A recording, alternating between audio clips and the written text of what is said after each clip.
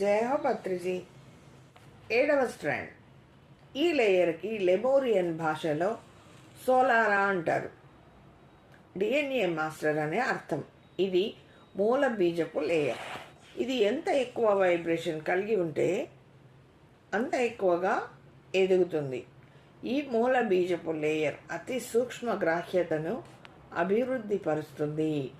ఈ లేయర్ వలన మనం విశ్వ రహస్యాలను టెలిస్కోప్, మైక్రోస్కోప్ లేకుండా నిర్దిష్ట ఫ్రీక్వెన్సీతో కాస్మోస్కి ట్యూన్ అయి సమస్త సమాచారం జ్ఞానాన్ని తెలుసుకోగలుగుతాం. ఆ హయ్యర్ ఫ్రీక్వెన్సీతో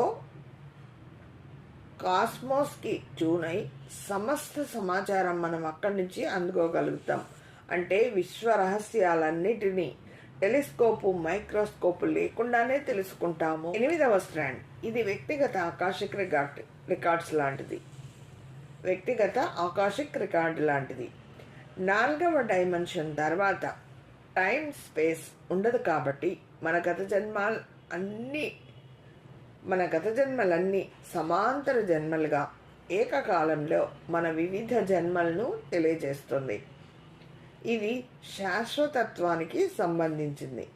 ఇక 9వ స్ట్రాండ్. దీని యాక్టివేషన్ ద్వారా హీలింగ్ పవర్ యాక్టివేషన్లోకి వస్తుంది. ఇది మన కర్మలను విడుదల చేసి మనలో చైతన్య విస్తరణ, ఆధ్యాత్మిక ప్రగతిని పెంపొందిస్తుంది. 10వ స్ట్రాండ్.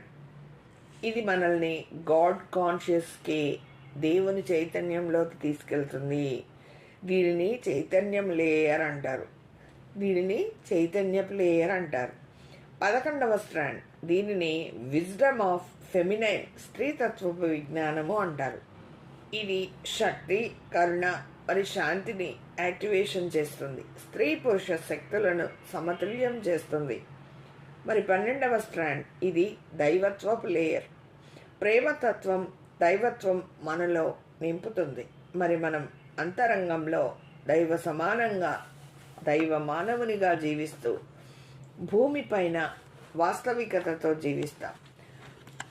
సకల జీవరాశిని సమానంగా ప్రేమిస్తూ తల్లిలా అందరినీ సంరక్షిస్తాం. మనకింత అద్భుతంగా, అంత మంచి చక్కటి గ్రంథాన్ని, పుస్తకాన్ని అద్భుతంగా సృష్టించి రచించిన జిఎన్ఏ స్వర్ణలత మేడం గారికి కృతజ్ఞతలు తెలుపుకుందాం. మరి ఇంత నాలెడ్జ్ని మనము ఎంత చక్కగా పొందగలుగుతున్నాం.